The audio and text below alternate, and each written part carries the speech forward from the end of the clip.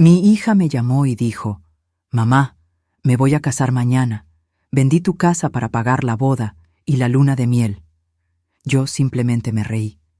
Ella no tenía idea de que la casa que había vendido, en realidad, pertenecía a la persona que menos esperaba.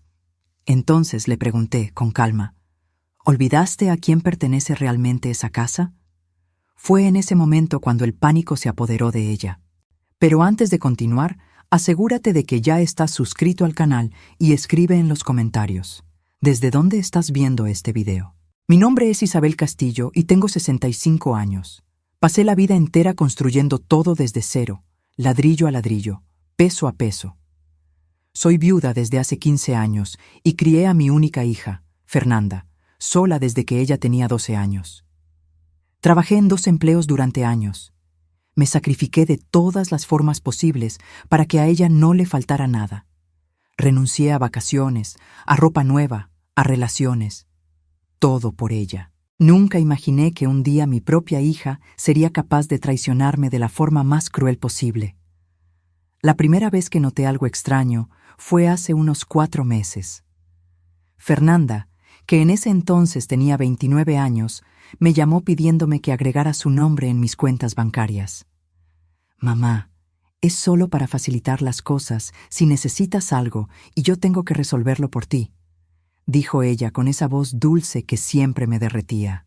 «Te estás haciendo mayor y yo me preocupo». Dudé por un momento. Algo dentro de mí gritaba que aquello no estaba bien, pero era mi hija, mi única hija, la niña que cargué en brazos, a la que enseñé a caminar, a la que consolé en todas las noches difíciles. ¿Cómo no iba a confiar en ella? Terminé aceptando. La segunda señal llegó unas semanas después. Fernanda apareció en casa con su novio, un muchacho llamado Javier que había conocido hacía apenas 6 meses. Él tenía 32 años, trabajaba en una startup en la Ciudad de México y era de ese tipo que habla mucho, pero dice poco. Mientras conversábamos en la sala, noté cómo sus ojos recorrían cada rincón de la casa. Los muebles, los cuadros, el piso de madera que yo misma había elegido años atrás. «Esta casa debe valer unos 5 millones de pesos. Fácil», comentó él casualmente, como si estuviera evaluando un producto en una tienda. «El mercado inmobiliario en esta colonia solo sube de valor». Sentí una incomodidad inmediata. «Es mi casa», respondí con firmeza. «No tengo interés en venderla». Fernanda se rió, apretando la mano de él. «Claro que no, mamá. Javier solo está comentando». Pero la mirada que intercambiaron entre sí me dejó con un nudo en el estómago. Entonces llegó el domingo que lo cambió todo. Yo tenía el hábito de verificar mis cuentas bancarias todos los domingos por la mañana mientras tomaba mi café. Ese domingo específico, a principios de noviembre, mi corazón casi se detuvo cuando miré la pantalla de la computadora. Mi cuenta de ahorros, aquella donde guardaba 1.200.000 pesos que acumulé a lo largo de décadas ahorrando cada centavo, trabajando hasta el agotamiento, guardando el dinero del seguro de vida de mi marido, mostraba un saldo de apenas 3.000 pesos. Mi cuenta corriente estaba prácticamente en ceros, apenas 200 pesos. Mis manos temblaban mientras tomaba el teléfono y llamaba al banco. La ejecutiva, una chica simpática llamada Lupita, accedió a mi historial. «Doña Isabel, veo aquí que se hicieron varias transferencias en los últimos 2 meses, todas autorizadas por la aplicación usando la contraseña de la cuenta. Los valores fueron a una cuenta conjunta a nombre de Fernanda Castillo y Javier Sánchez». Me quedé muda. Simplemente colgué el teléfono. Me senté allí en mi cocina durante horas, mirando la pared, sintiendo como si el suelo hubiera desaparecido bajo mis pies. ¿Cómo pudo mi hija hacer esto? ¿Por qué? Yo le di todo: mi juventud, mi salud, mis sueños. ¿Y así era como me pagaba? Mi celular sonó a la mañana siguiente. Era Fernanda, y su voz estaba extrañamente animada, casi eufórica. «Mamá, tengo una noticia increíble. Javier y yo nos vamos a casar». Sentí que se me cerraba la garganta. «¿Cuándo?» «Mañana. Decidimos no esperar más. Va a ser una ceremonia hermosa en un resort en la Riviera Maya. ¿Sabes, mamá, sobre el dinero de tus cuentas? Ella hizo una pausa. Tuve que usarlo. La boda cuesta cara y la luna de miel también. Pero no te preocupes, tienes tu pensión. Mi sangre se heló. Y hay una cosa más, continuó ella, como si estuviera comentando sobre el clima. Vendí la casa. El mundo se detuvo. ¿Hiciste qué? Vendí la casa, mamá. Conseguí un excelente trato, 5 millones de pesos. Usé el poder notarial que firmaste cuando estabas enferma el año pasado, ¿recuerdas? La escrituración se hizo ayer. Tienes 30 días para salir. Recordé vagamente un período en el que estuve muy enferma con una gripe fuerte, casi neumonía. Fernanda me había llevado al hospital y me había ayudado con varios papeles. Yo tenía fiebre, estaba confundida, tomando medicamentos fuertes. ¿Acaso firmé algo sin darme cuenta? El dinero de la casa va para el enganche de un departamento hermoso que encontramos en Polanco, continuó ella. Oye, tengo que irme, mamá. La organizadora de la boda me está llamando. Hablamos después de la luna de miel, ¿va? Bye. La llamada se cortó.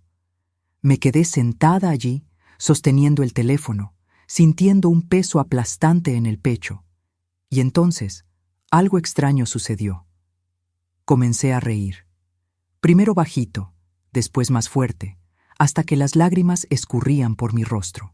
Fernanda no tenía idea de lo que acababa de hacer. Aquella casa que vendió, la que ella creía que era mi única propiedad, valuada en 5 millones de pesos, no era donde yo realmente vivía. Era un inmueble que compré hace 12 años como inversión, un departamento de 3 recámaras que yo rentaba a una familia. Estaba registrado a mi nombre para fines de impuestos, pero los inquilinos tenían un contrato válido por más de 18 meses. Mi verdadera casa, aquella donde yo estaba sentada en ese momento, pagada y valuada en casi 8 millones de pesos, estaba registrada en un fideicomiso a nombre de mi madre. Fernanda ni siquiera sabía que este inmueble existía. Mi hija ambiciosa acababa de cometer el mayor error de su vida.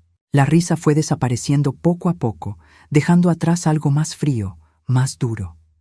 Me levanté de la silla y fui hasta mi despacho. Abrí el archivo donde guardaba todos los documentos importantes.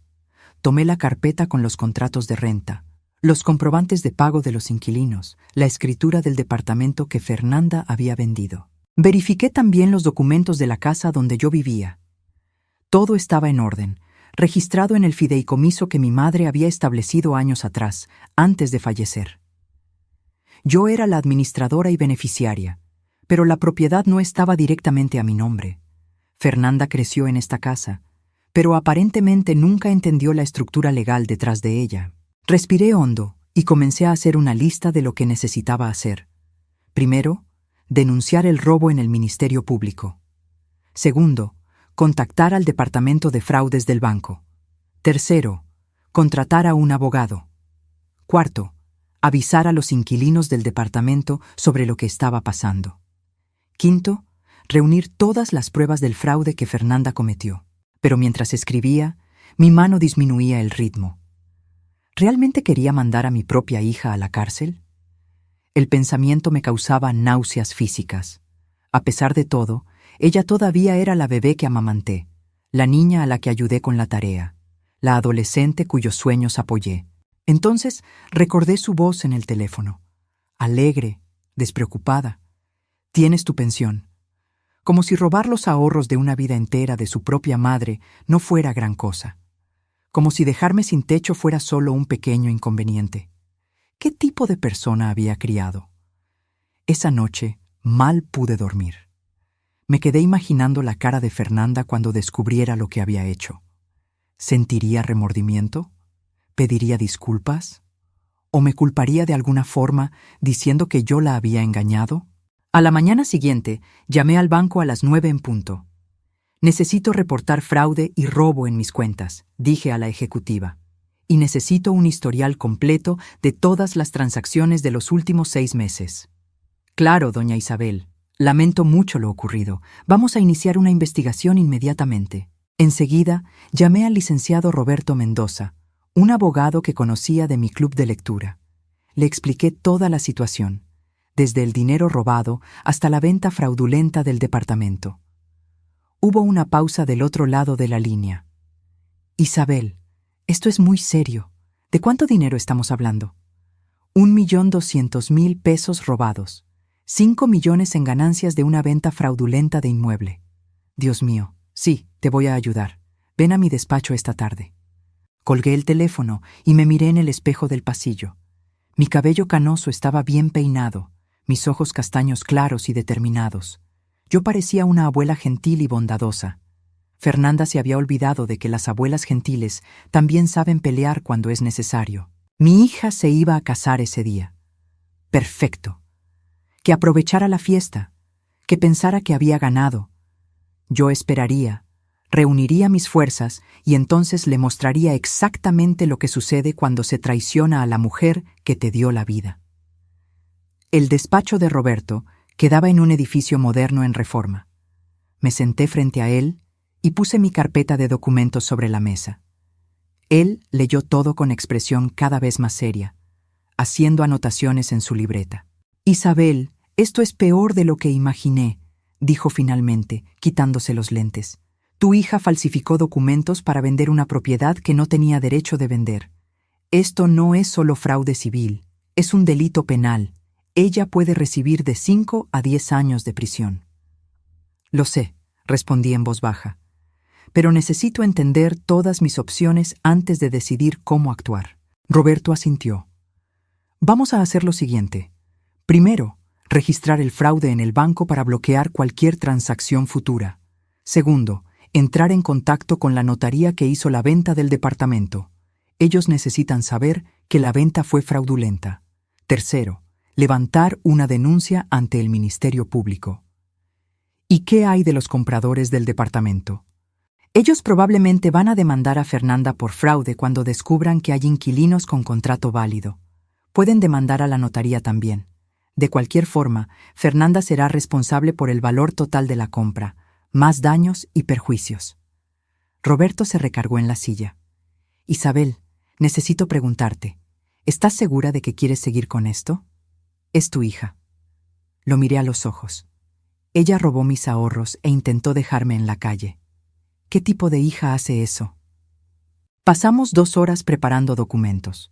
Cuando salí del despacho de Roberto, ya había registrado reclamaciones de fraude tanto en el banco como en la notaría.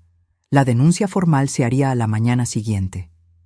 Mientras caminaba hacia mi coche, mi teléfono sonó. Era Fernanda. Mamá, ¿por qué el banco me está llamando sobre una investigación de fraude? ¿Qué está pasando? Respiré hondo, manteniendo la voz firme. Fernanda, el banco marcó los retiros de mi cuenta como sospechosos. Es procedimiento estándar cuando grandes cantidades son transferidas. Pero yo soy tu hija, diles que todo está bien. ¿Está todo bien, Fernanda? Tomaste más de 1 millón de pesos sin mi permiso. Su voz cambió, volviéndose más dura. Yo tenía tu permiso, tú me diste acceso a tus cuentas. Para emergencias, no para robar todo lo que tengo. Yo no robé, lo tomé prestado. Javier y yo te vamos a pagar cuando tengamos condiciones. Ella sonaba defensiva ahora, atrapada en la mentira. Y la venta del departamento fue totalmente legal. Yo tenía poder notarial. Fernanda, yo nunca firmé un poder notarial. Silencio. Sí, sí lo firmaste. El año pasado, cuando estabas enferma. ¿Recuerdas que te llevé al hospital? Mi sangre se heló. Yo realmente había estado muy enferma en ese periodo, hospitalizada por 3 días con fiebre alta y problemas respiratorios. Apenas recordaba aquellos días, la confusión, los medicamentos fuertes, el cansancio. ¿Acaso Fernanda se había aprovechado de mi enfermedad para hacerme firmar papeles que yo no entendía? Necesito ver esos documentos, dije. Mamá, deja de complicar las cosas. Todo está dentro de la ley. Su voz cambió, volviéndose suplicante. Por favor, la boda es hoy, no quiero este estrés. Deberías haber pensado en eso antes de robarle a tu madre. Colgué antes de que ella pudiera responder. Esa noche, mi amiga Beatriz vino a visitarme. Le conté todo, observando su expresión cambiar de shock a rabia. «Esa desgraciada», dijo ella. «Isabel, sabes que estoy aquí para lo que necesites». «Gracias. De hecho, necesito un favor. ¿Puedes ayudarme a contactar a los inquilinos del departamento?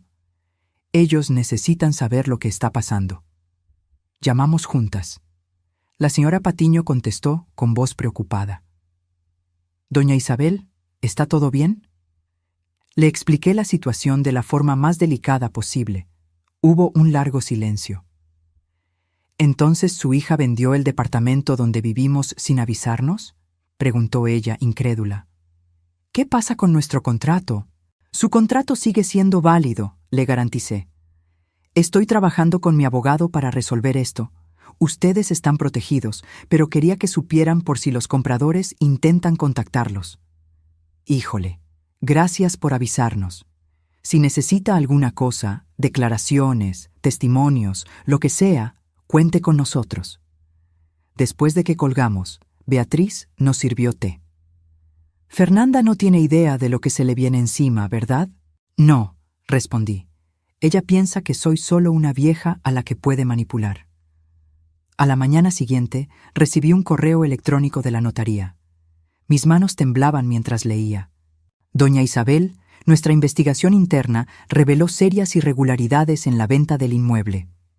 El poder notarial presentado por Fernanda Castillo parece contener su firma, pero la certificación corresponde a un notario cuya licencia estaba suspendida en la época. Además, el documento está fechado durante su periodo de hospitalización, pero nuestros registros muestran irregularidades en el proceso. Estamos tratando esto como posible falsificación y fraude. Hemos congelado todos los fondos de la venta mientras la investigación esté en curso. Los compradores han sido notificados y están tomando medidas legales». Reenvié el correo a Roberto con una sola línea. Ella falsificó todo. Esa era la prueba que yo necesitaba. Fernanda no había sido solo imprudente o moralmente cuestionable. Ella había cometido fraude premeditado. Había llevado documentos falsos a mi cama de hospital, haciéndome firmar papeles en blanco mientras yo deliraba. Y después los falsificó. Mi teléfono vibró. Un mensaje de Fernanda. «Mamá, necesitamos hablar. ¿Puedes venir a la boda hoy, por favor? Quiero que estés aquí». Miré el mensaje por un largo tiempo. Ella me quería en su boda. La boda que estaba pagando con mi dinero robado. La fiesta que estaba realizando mientras yo lidiaba con el caos de sus crímenes. Escribí de vuelta: «Estaré ahí». Que se casara con su novio calculador. Que festejara con mi dinero robado. Que creyera que se había salido con la suya. Yo sonreiría, tomaría fotos, jugaría a ser la madre orgullosa. Y cuando ella menos lo esperara, le mostraría las consecuencias de traicionar a la mujer que le dio la vida. La boda fue exactamente como imaginé: cara, ostentosa y vacía de afecto genuino. El resort en la playa brillaba con decoración blanca y dorada. Yo vestía mi mejor vestido azul marino y llegué puntualmente. Fernanda estaba deslumbrante en un vestido de novia que probablemente costó 70,000 pesos. Mis 70,000 pesos. Javier estaba a su lado con un traje claro, sonriendo como si no tuviera ninguna preocupación en el mundo. Cuando me vio, Fernanda vino corriendo. «¡Mamá! ¡Viniste!». Me abrazó fuerte. «Estoy tan feliz de que estés aquí. Sé que las cosas se pusieron raras, pero hoy es un nuevo comienzo para todos nosotros». Me aparté observando su rostro. ¿Ella realmente creía eso? ¿Creía que robarme era solo una cosa rara? «Felicidades, Fernanda», dije calmadamente. «Te ves hermosa». Javier se unió a nosotros, sonriendo. «Isabel, qué bueno que viniste. Fernanda estaba preocupada de que estuvieras molesta con, bueno, ya sabes, el dinero y el departamento. Pero es todo para mejor, de verdad. Tú ya no necesitas ese lugar tan grande y nosotros podemos construir nuestro futuro». «Qué considerado», respondí, manteniendo el tono agradable, pero la mirada fría. La ceremonia fue breve. Me senté en la primera fila, viendo a mi hija prometer amar y honrar a ese hombre que la había ayudado a traicionarme. Durante la recepción, conversé educadamente, Bebí champaña a la que ni le sentí el sabor. Tomé fotos que nunca más quería ver. Entonces, justo cuando cortaron el pastel, mi celular vibró. Un mensaje de Roberto. La fiscalía abrió la carpeta de investigación. Se están preparando los cargos de fraude. Puedes proceder. Miré a Fernanda, riendo con sus amigas, completamente ajena a lo que estaba por venir. Todavía no, pensé. Deja que disfrute este momento. Sería su último momento feliz por un buen tiempo. La confrontación ocurrió 4 días después. Fernanda y Javier aparecieron en mi puerta sin avisar. Fernanda parecía furiosa. La expresión de Javier era de puro cálculo frío. ¿Qué demonios hiciste? Fernanda prácticamente gritó, pasando por mi lado. La notaría bloqueó el dinero de la venta. Están diciendo que el poder fue falsificado. Nos van a demandar. Cerré la puerta calmadamente. Tal vez porque fue falsificado de verdad. Tú firmaste esos papeles. Firmé papeles en blanco mientras deliraba de fiebre, sin saber qué eran. Te aprovechaste de tu madre enferma. Javier dio un paso al frente. Esto es ridículo. Fernanda te estaba ayudando. Estás vieja, Isabel. Ya no puedes administrar tus finanzas o tus bienes. Te estábamos haciendo un favor. ¿Un favor? ¿Robando mis ahorros? No es robo si estás tan senil que no puedes cuidar de eso sola, dijo Fernanda fríamente. Su máscara había caído, revelando a la persona fría y calculadora por debajo. Tú eres mi madre. Todo lo que tienes debería venir a mí eventualmente. Nosotros solo lo necesitábamos ahora. Entiendo, dije en voz baja. Entonces ese era el plan desde el inicio. Robar a la propia madre y construir su vida con su dinero. Javier se rió, una risa áspera. ¿Crees que eres tan lista? ¿Vas a retirar esas acusaciones o vamos a hacer de tu vida un infierno? Vamos a decir a todo el mundo que tienes demencia. Vamos a declararte en estado de interdicción. Vamos a meterte en un asilo. Sentí un escalofrío recorrer mi espalda. ¿Eso es una amenaza? Es una promesa, dijo Fernanda con voz baja y amenazadora. Mamá, estoy tratando de ser buena onda. Solo dile al banco y al notario que cometiste un error. Di que autorizaste todo, y así podemos seguir adelante. ¿Y si no lo hago? Fernanda se acercó, quedando muy cerca de mí. Vas a descubrir qué tan difícil puede ponerse tu vida. Nosotros también tenemos abogados. Vamos a mantenerte atrapada en los tribunales por años. Vamos a gastar todo el dinero que te queda en honorarios. Vamos a asegurarnos de que todos sepan que eres una vieja confundida que no recuerda lo que firmó. Por un momento, sentí miedo genuino. No de sus amenazas. Yo tenía pruebas a mi favor, sino de en lo que mi hija se había convertido. Aquella mujer rabiosa y amenazadora era una extraña con el rostro de Fernanda. Pero yo no había sobrevivido 65 años siendo débil. Salgan de mi casa, dije, con voz firme como el acero. Los dos, ahora. Mamá, lárguense de aquí. La fuerza de mi voz me sorprendió hasta a mí misma. Tienen 5 segundos antes de que llame a la policía. 1, 2. Se fueron. Javier soltando groserías y Fernanda con la cara roja de rabia. En cuanto su coche se alejó, me senté pesadamente en el sofá, con las manos temblando. La máscara había caído. Ahora sabía exactamente con quién estaba lidiando. Llamé a Roberto a la mañana siguiente. Levanta la denuncia penal, registra todas las acusaciones. Quiero que sean procesados con todo el rigor de la ley. ¿Estás segura? Absolutamente. En los días siguientes me concentré en recuperar mis fuerzas. Leí libros, cuidé de mi jardín, comí con Beatriz. Necesitaba fortalecerme, tanto física como emocionalmente. La confrontación me sacudió más de lo que quería admitir. Pero mientras regaba mis plantas, sintiendo el sol de la tarde en el rostro, sentí algo crecer dentro de mí, una determinación fría y absoluta. Fernanda y Javier habían tomado sus decisiones. Ahora tendrían que enfrentar las consecuencias. Una semana después de la confrontación, Fernanda llamó. Su voz era diferente, más suave, casi infantil. La voz que usaba cuando era pequeña y quería algo. Mamá, ¿podemos hablar, por favor? Pensé en colgar. En su lugar dije, te escucho. He pensado mucho sobre todo, sobre lo que hice.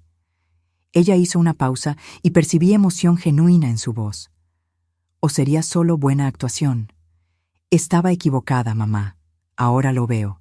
Dejé que Javier me influenciara. Dejé que el estrés de la boda me volviera loca. Pero tú eres mi mamá, nunca debí haber hecho eso. Su voz se quebró. Perdóname, mamá. Por favor, ¿podemos arreglar esto? Una parte de mí, la parte que recordaba arrullarla cuando era bebé, de enseñarle a caminar, de celebrar cada logro suyo, quería creer. Quería perdonar inmediatamente y hacer que todo volviera a la normalidad. Pero yo había aprendido la lección sobre la confianza ciega. ¿Qué es exactamente lo que estás proponiendo, Fernanda? Te devuelvo el dinero, todo. Javier y yo vamos a pedir un préstamo si es necesario. Y en cuanto al departamento, yo lo resuelvo. Te garantizo que los compradores no demanden. Yo me encargo de todo. Ella hablaba rápido, con urgencia. Por favor, cancela la investigación policial. Mamá, no puedo tener antecedentes penales. Eso va a arruinar mi carrera, mi vida entera. Deberías haber pensado en eso antes de cometer fraude. Lo sé. Perdóname, pero por favor, dame una oportunidad de arreglarlo. No destruyas mi vida por causa de un error. Como si robar a la propia madre fuera solo un error. ¿Cuánto tiempo te va a tomar devolver el dinero?, pregunté. Tal vez 6 meses, máximo 1 año. Necesitamos tiempo para conseguir el préstamo. Fernanda, no tienes 6 meses. La investigación ya está en curso. Su voz cambió nuevamente, volviéndose desesperada. Entonces, ¿qué quieres? Dime solo qué es lo que quieres. Lo que yo quería era a mi hija de vuelta, la verdadera Fernanda, aquella que existía antes de Javier, antes de que la ambición envenenara su corazón. Pero esa persona tal vez nunca existió. Quiero el reembolso total en 30 días, dije. Cada centavo que tomaste, más intereses. Quiero una confesión por escrito de lo que hiciste. Quiero que enfrentes las consecuencias. Eso es imposible. No conseguimos ese dinero en 30 días. Entonces debiste haberlo pensado antes de robar. Dios mío, eres cruel. La desesperación se transformó en rabia. Soy tu hija, tu única hija. ¿Cómo puedes hacerme esto? ¿Cómo pudiste hacerme lo que me hiciste tú a mí? Respondí en voz baja. Adiós, Fernanda. Colgué y bloqueé el número. Esa tarde, Javier vino solo. Vi desde la ventana cuando bajó del coche, vistiendo traje e intentando parecer profesional. Tocó el timbre varias veces antes de que yo abriera. Isabel, necesitamos hablar como adultos. Intentó una sonrisa. ¿Puedo pasar? No. Él parpadeó sorprendido. Estoy tratando de resolver esto aquí. Habla conmigo desde la entrada. Su mandíbula se tensó. Mira, sé que piensas que soy un vividor que manipuló a tu hija, pero yo amo a Fernanda, de verdad, y estoy tratando de salvarla de este desastre. Su expresión se endureció. ¿Entiendes lo que los cargos criminales le van a hacer? ¿A su carrera? ¿A nuestro futuro? Sí, respondí. Es exactamente por eso que deben hacerse. Javier me miró fijamente y luego se rió, una risa fría y amarga. ¿Sabes una cosa? Fernanda tenía razón sobre ti.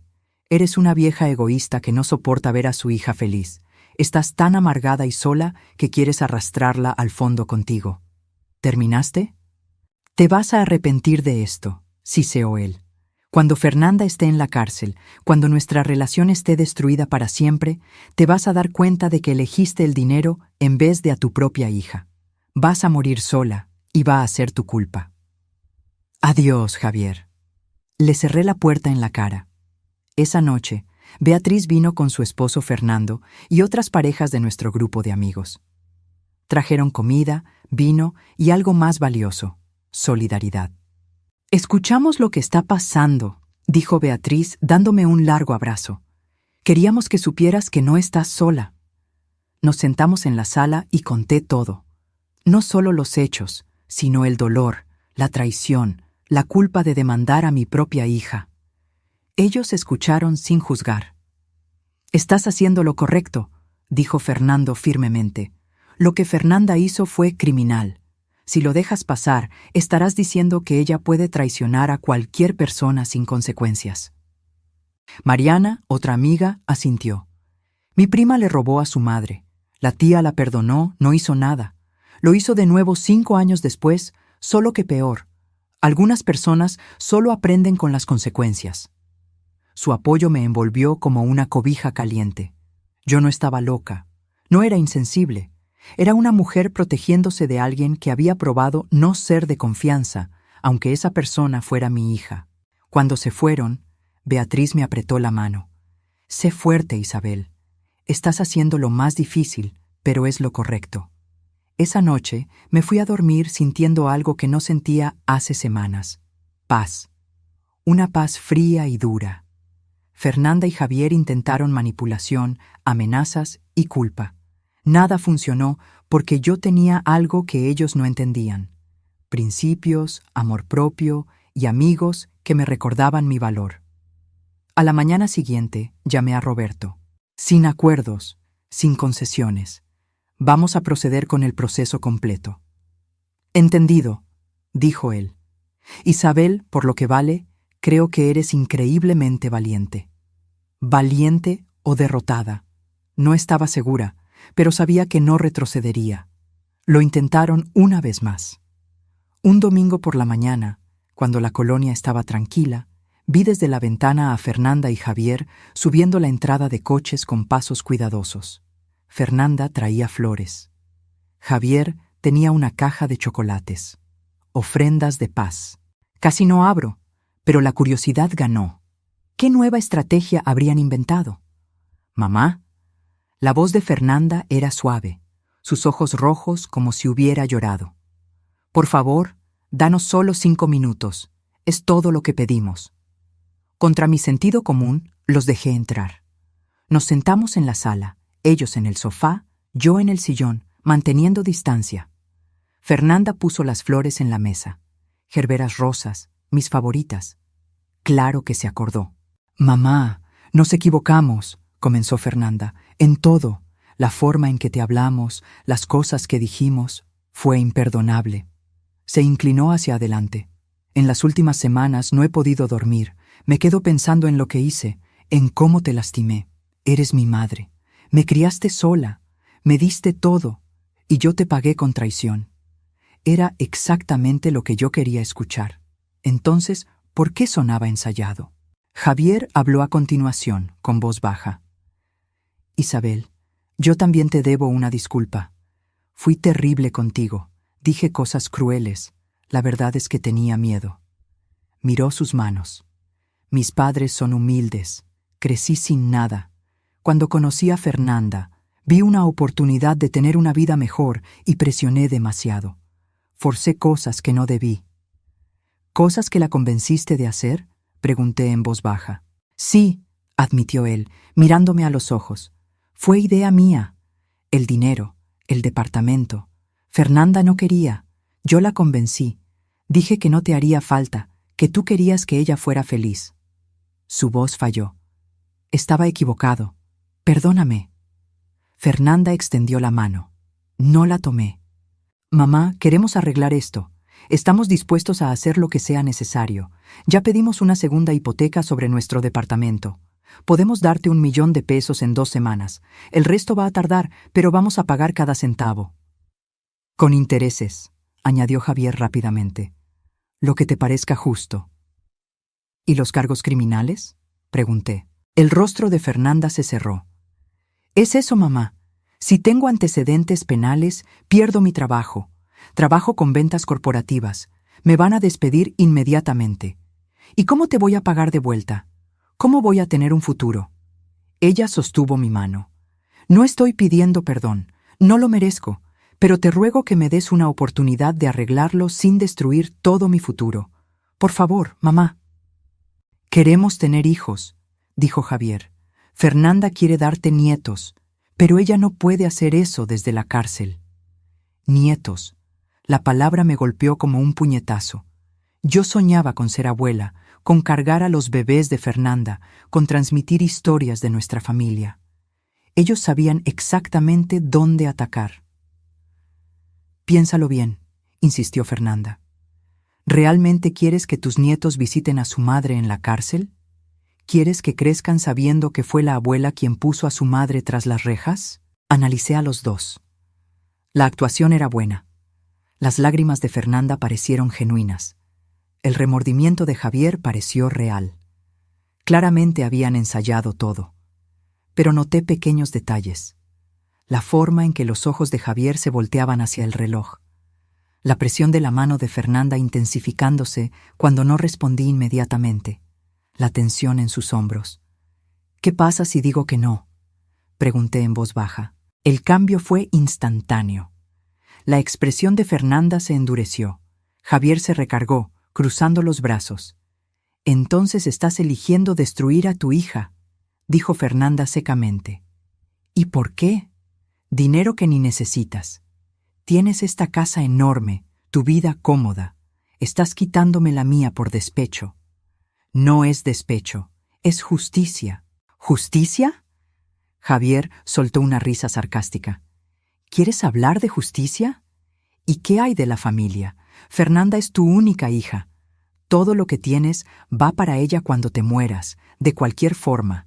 Nosotros solo lo necesitábamos antes. ¿Entonces están diciendo que yo debería haberme muerto antes, para facilitarles las cosas? No distorsiones mis palabras, replicó Javier.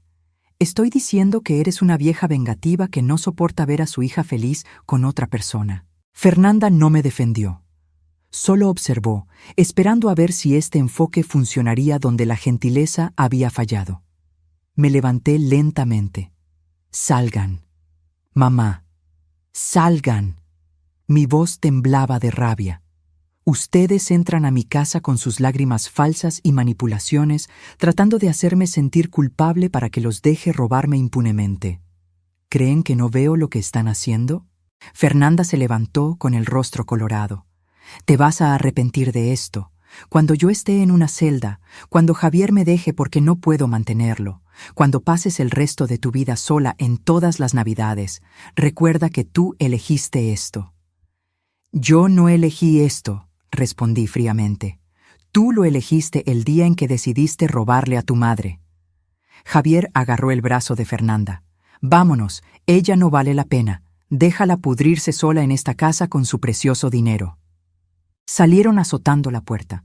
Me quedé en la sala temblando, no de miedo, sino de furia pura. Ellos habían intentado todo. Disculpas, manipulación, culpa, amenazas.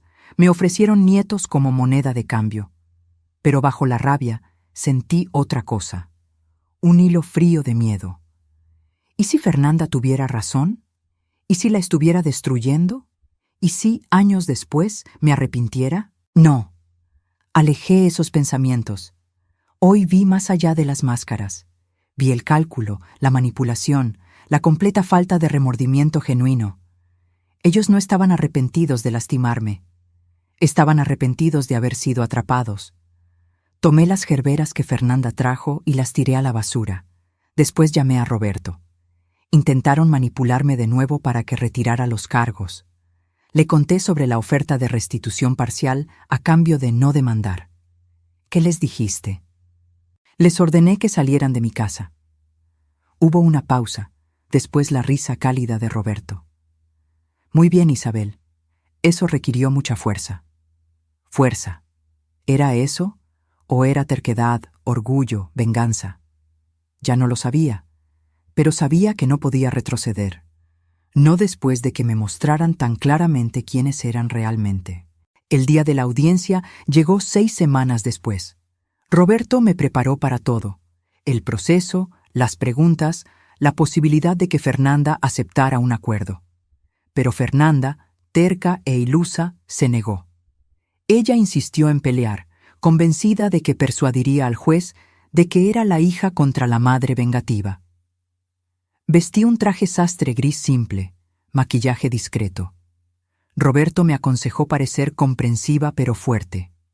«No eres víctima», dijo. «Eres sobreviviente». El tribunal estaba frío, luces fluorescentes reflejándose en el piso pulido. Me senté detrás de la mesa de la acusación, manos calmadamente cruzadas.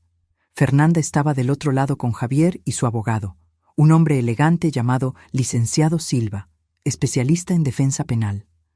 Cuando los ojos de Fernanda encontraron los míos, vi algo inesperado, miedo genuino, perfecto. Ella estaba empezando a entender que aquello era real. La fiscal, doctora Andrea Cortés, había construido un caso sólido. Registros bancarios mostrando transferencias no autorizadas, testimonio de la notaría sobre el poder falsificado, análisis pericial de la firma fraudulenta, testimonio de los inquilinos sobre la venta ilegal. La estrategia de defensa de Fernanda quedó clara. Pintarme como confundida y vengativa. Afirmar que ella actuó con mi permiso. Sugerir que yo estaba arrepentida de haber ayudado a mi hija. El LIC, Silva, hizo su declaración inicial. Damas y caballeros, este es un caso de malentendido familiar. Isabel Castillo le dio a su hija Fernanda acceso a las cuentas y la autorizó a administrar sus bienes. ¿Por qué? Porque ella tiene 65 años, vive sola, necesitaba ayuda. Fernanda no le robó a su madre, actuó con su bendición. Pero ahora, influenciada por terceros y sufriendo de confusión mental relacionada con la edad, la señora Castillo reescribió la historia. Sentí la rabia hervir, pero mantuve la expresión neutra. El juicio transcurrió metódicamente. Andrea llamó testigo tras testigo. El representante del banco testificó que llamé inmediatamente después de descubrir la desaparición de los fondos, trastornada. El representante de la notaría explicó los documentos fraudulentos. La perito en caligrafía mostró cómo mi firma en el poder no correspondía a la normal. Estaba temblorosa, incierta, congruente con alguien enfermo. Entonces llegó mi turno. Subí al estrado, puse la mano sobre la Biblia, juré decir la verdad. Andrea me guió por la historia con delicadeza, pero firmeza. Expliqué mi relación con Fernanda, mi orgullo por haberla criado sola, mi devastación al descubrir la traición. Señora Castillo, ¿usted dio permiso para que Fernanda retirara 1.200.000 pesos? No, respondí claramente, nunca. ¿Usted dio permiso para que ella vendiera el departamento rentado? No, ese inmueble genera renta que complementa mi pensión. Jamás autorizaría la venta. ¿Usted firmó un poder notarial dando a Fernanda control sobre sus finanzas? No conscientemente. Fui hospitalizada con fiebre alta. Fernanda trajo papeles diciendo que eran formularios del hospital. Yo estaba casi inconsciente. No recuerdo haber firmado nada. El LIC. Silva me interrogó agresivamente, intentando pintarme como vengativa y confundida. Pero yo estaba preparada. Mantuve la calma. Respondí directamente. Nunca perdí la compostura. ¿No es verdad, señora Castillo, que usted resiente el matrimonio de Fernanda? No. Resiento que Fernanda haya robado mis ahorros. ¿Ustedes ya discutieron sobre su relación? Ya conversamos, pero no sobre su elección de marido, sobre robo y fraude. Usted es una mujer solitaria, ¿no? Vive sola, sin familia cercana más allá de Fernanda. Estoy satisfecha con mi vida. Ser independiente no me vuelve vengativa. El LIC. Silva intentó varios enfoques, pero nada funcionó. Yo tenía la verdad de mi lado. Entonces, Fernanda subió al estrado. El LIC. Silva contó la versión de ella. Cuánto se preocupaba por mí, cómo pedí ayuda con las finanzas, cómo me alegré de ayudar con la boda. La actuación de Fernanda fue impecable, conmovedora. Entonces, Andrea interrogó y todo se desmoronó. Señorita Castillo, usted testificó que su madre pidió ayuda para administrar las finanzas. ¿Cuándo exactamente hizo ella esa petición? Fernanda dudó. Venía sucediendo desde hacía meses. ¿Puede proporcionar documentación de ese acuerdo? ¿Correos, mensajes, cartas? Fue verbal. Entiendo. ¿Y el poder notarial? Usted dijo que ella firmó voluntariamente en el hospital. Sí. Pero la certificación notarial se hizo en una notaría cuya licencia estaba suspendida. ¿Cómo fue eso posible? El rostro de Fernanda palideció. No sé. Tal vez haya un error. ¿Un error? ¿O usted falsificó la autenticación después de obtener la firma bajo falsos pretextos? Yo no falsifiqué nada. Señorita Castillo, hablemos sobre la venta del departamento. ¿Usted informó a los compradores sobre los inquilinos con contrato válido? Pensé que habían sido notificados. ¿Por quién? El agente inmobiliario debería haber notificado. Usted se estaba presentando como propietaria, con autoridad para vender. ¿No tenía la responsabilidad de divulgar todos los hechos? Fernanda tartamudeaba, contradiciéndose, su historia desmoronándose. Andrea insistió. La verdad es que usted sabía exactamente lo que estaba haciendo. Falsificó documentos, vendió una propiedad que no le pertenecía, robó los ahorros de su madre. Todo para financiar su boda, ¿no es verdad? No, yo estaba ayudando a mi madre. ¿Ella quería ser robada? ¿Quedarse sin techo? El LIC. Silva argumentó, pero el daño estaba hecho. La jueza vio a Fernanda entrar en pánico, contradecirse, ser desenmascarada como mentirosa. Cuando los alegatos finales terminaron, sentí una calma extraña. Todo había terminado. No el juicio. La jueza aún decidiría, sino mi participación en este pesadilla. Yo había dicho la verdad, presentado pruebas, rehusado ser manipulada. Lo que sucediera ahora estaba fuera de mi control. La jueza deliberó por 2 días. Cuando regresó para dar la sentencia, su rostro estaba solemne pero convicto. En cuanto a la acusación de robo calificado, encuentro a la acusada culpable. En cuanto a la acusación de fraude, encuentro a la acusada culpable. En cuanto a la acusación de falsificación, encuentro a la acusada culpable. El rostro de Fernanda se deshizo. Javier soltó un sonido ahogado. Me quedé completamente inmóvil, sintiendo el peso de aquella palabra resonar. Culpable, culpable, culpable. La jueza Fernández programó la sentencia para 2 semanas después. Fernanda fue liberada bajo fianza, pero la realidad ya la había golpeado. Ella iría a prisión. Su vida, como la conocía, había terminado. Afuera, los reporteros esperaban. Roberto me avisó que estarían allí. El caso había atraído atención. Madre anciana demanda a hija por robo. Señora Castillo, ¿cómo se siente sobre el veredicto?, preguntó un reportero. Me detuve, pensé, y luego hablé claramente.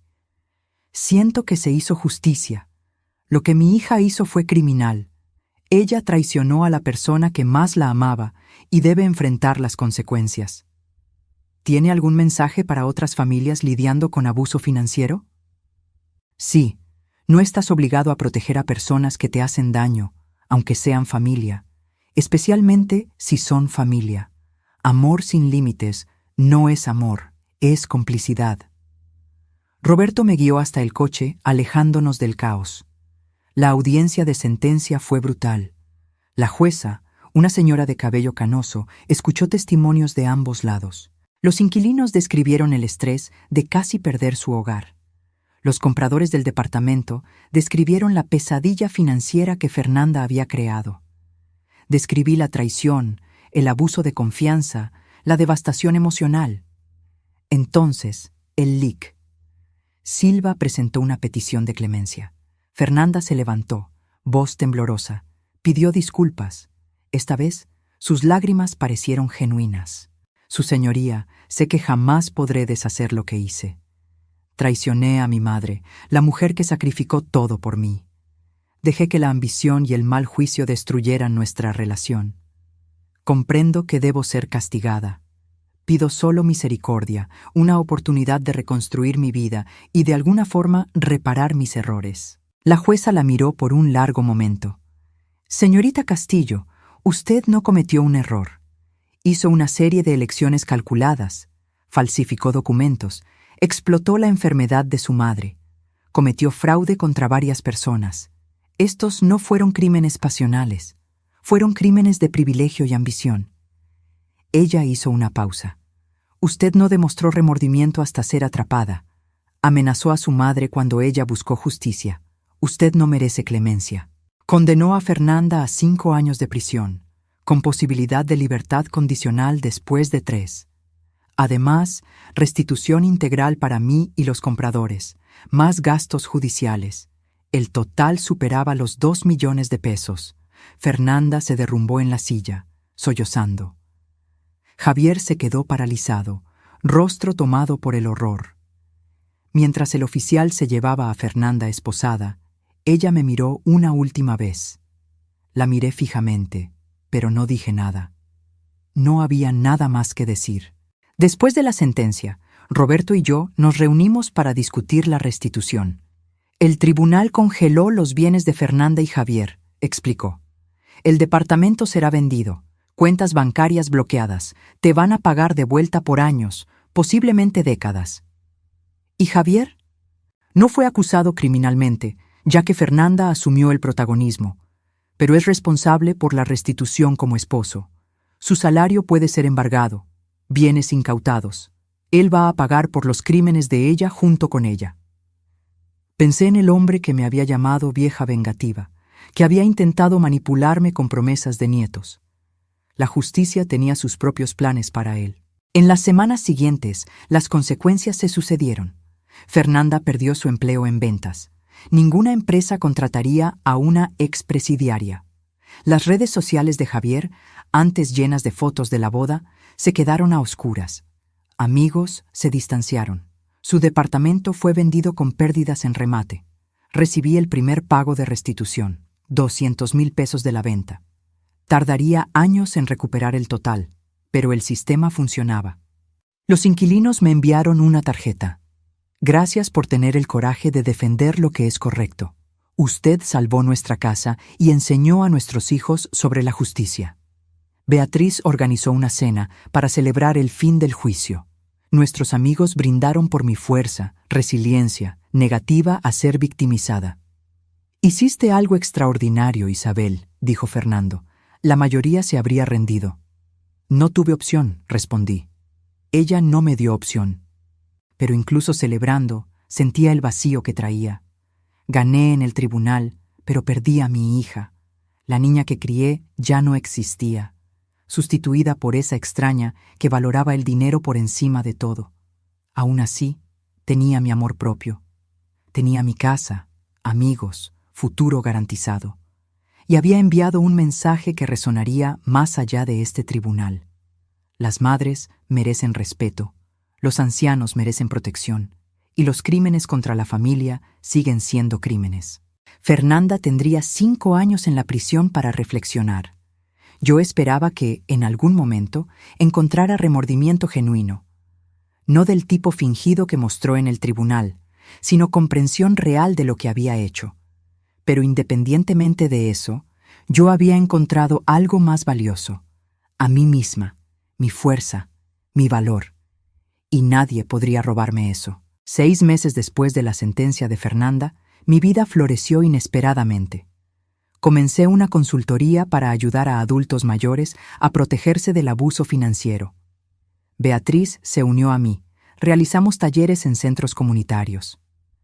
Cada persona que ayudaba me hacía sentir redimida. Mi dolor tenía propósito. Viajé a Argentina y Chile, lugares que siempre soñé conocer. Reencontré viejos amigos, hice nuevos. En mi cumpleaños número 66, Beatriz organizó una fiesta sorpresa.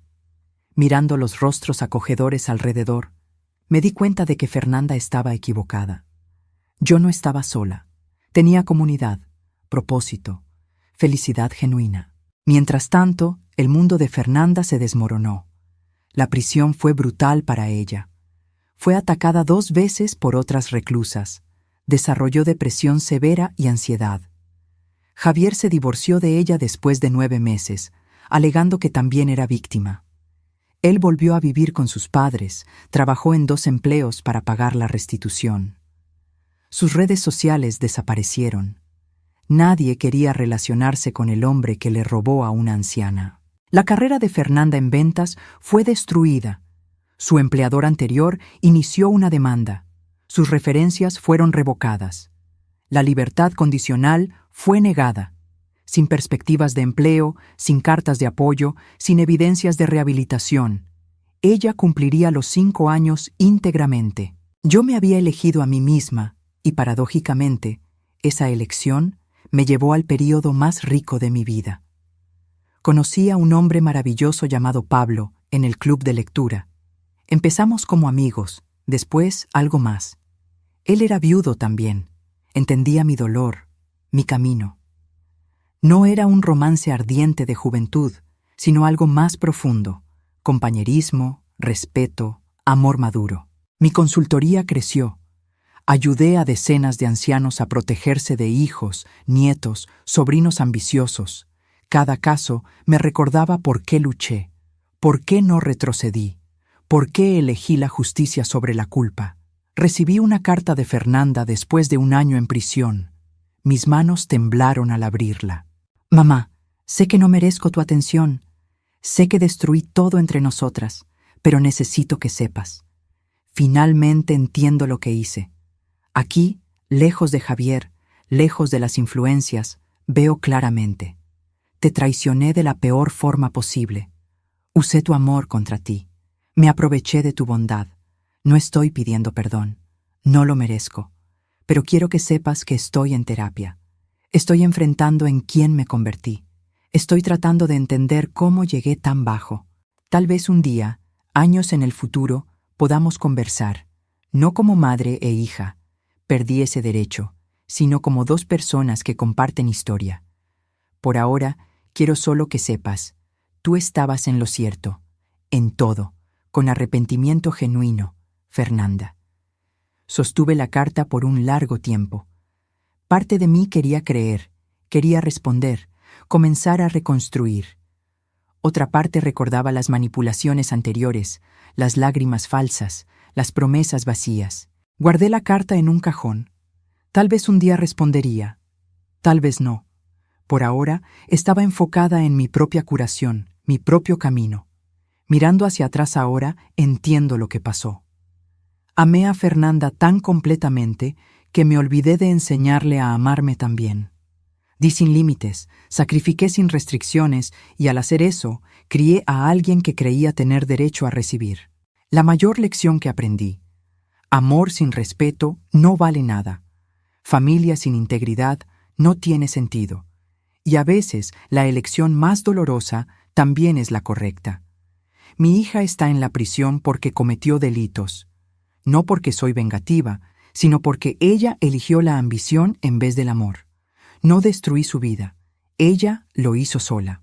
Recibí la restitución completa después de 3 años. El departamento vendido, salarios embargados, activos liquidados.